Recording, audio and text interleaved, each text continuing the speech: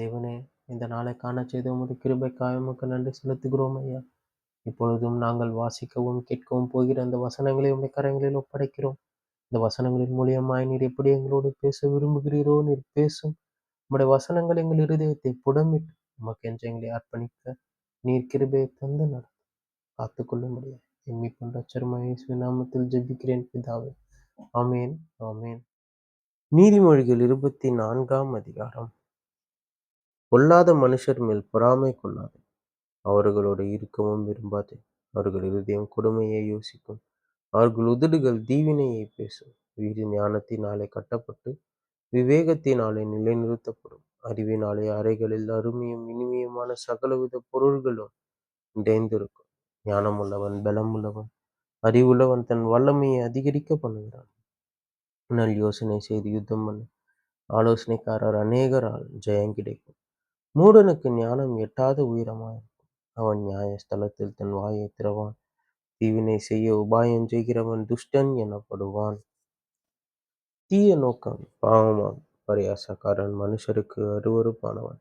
ஆபத்து காலத்தில் நீ சோர்ந்து போவாயானால் உன் பலன் குறுகினது.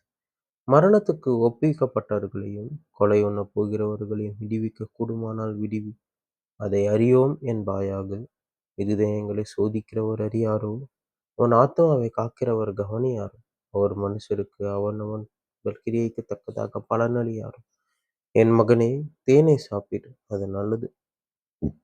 கூட்டிலிருந்து ஒழுகும் தேன் உன் வாய்க்கு இன்பமாயிருக்கும். அப்படியே ஞானத்தை அறிந்து கொள்வது உன் ஆத்மாவுக்கு இன்பமாயிருக்கும். அதை பெற்றுக்கொண்டால் அது முடிவில் உதவும். உன் நம்பிக்கை வீண் போகாது. துஷ்டனே, நீ நீதிமானுடைய வாசஸ்தலத்துக்கு விரோதமாய் பதிவிடாதே. அவன் தங்கும் இடத்தை பாழாக்கி போடாது. நீதிமான் 7 தரம் விழுந்தாலும் திரும்பவும் எழுந்திருப்பான்.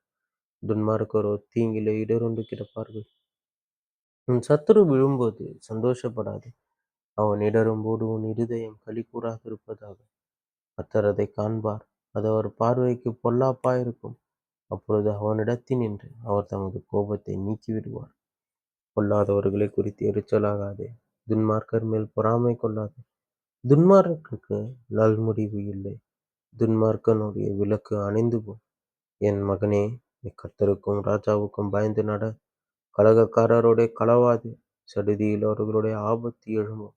அவர்கள் இருவரின் சங்காரத்தையும் அறிந்தவர் யார்? இன்னும் ஞானமுள்ளவர்களின் புத்திமதிகள் என்னவெனில், நியாயத்திலே முகதாட்சிணியம் நல்லதல்ல. துன்மார்க்கனை பார்த்து நீதிமானாயிருக்கிறாய் என்று சொல்லுகிறவனை ஜனங்கள் சபிப்பார்கள். பிரஜைகள் அவனை வெறுப்பார்கள். அவனை கடிந்து கொள்ளுகிறவர்களால் பிரியமுண்டாகும். அவர்களுக்கு உத்தம ஆசீர்வாதம் கிடைக்கும். செம்மையான மறுமொழி சொல்லுகிறவன் உதடுகளை முத்தமிடுகிறவனுக்கு சமானம். வெளியில் உன் வேலையை எத்தனப்படுத்தி வயலில் அதை ஒழுங்காக்கி பின்பு உன் வீட்டை கட்டு. நியாயமின்றி பிறனுக்கு விரோதமாய் சாட்சியாக ஏற்படாது. உன் உதடுகளினால் வஞ்சகம் பேசாது. அவன் எனக்கு செய்த பிரகாரம் நானும் அவனுக்கு செய்வேன், அவன் செய்த செய்கைக்கு தக்கதாக நானும் அவனுக்கு சரி கட்டுவேன் என்று நீ சொல்லாது. சோம்பேறியின் வயலையும் மதியன் என்னுடைய திராட்சை தோட்டத்தையும் கடந்து போனேன். இதோ, அதெல்லாம் முள்ளுக்காடாயிருந்தது. நிலத்தின் முகத்தை காஞ்சொறி மூடினது. அதன் கற்சுவர் இடிந்து கிடந்தது. அதை கண்டு சிந்தனை பண்ணினேன், அதை நோக்கி புத்தி அடைந்தேன். இன்னும் கொஞ்சம் உறங்கட்டும், இன்னும் கொஞ்சம் கை முடக்கி கொண்டு நித்திரை செய்யட்டும் என்பாயோ? உன் தரித்திரம் வழிபோக்கனை போலும், உன் வறுமை ஆயுதம் அணிந்தவனைப் போலும் வரும் என்பதே. ஆமேன், ஆமேன். இப்பொழுது வாசித்த கேட்ட இந்த வசனங்களுக்காக உமக்கு நன்றி செலுத்துகிறோம். ஒவ்வொரு நாளும் உமது வசனங்களை கேட்கவும் அதன்படி நடக்கவும் இன்னும் அந்த கிட்டி சேரவும் எங்களுக்கு நீர் கிருபையை தந்து நீர் நடத்தும் ஐயா. நீர் எங்களோடு இரு.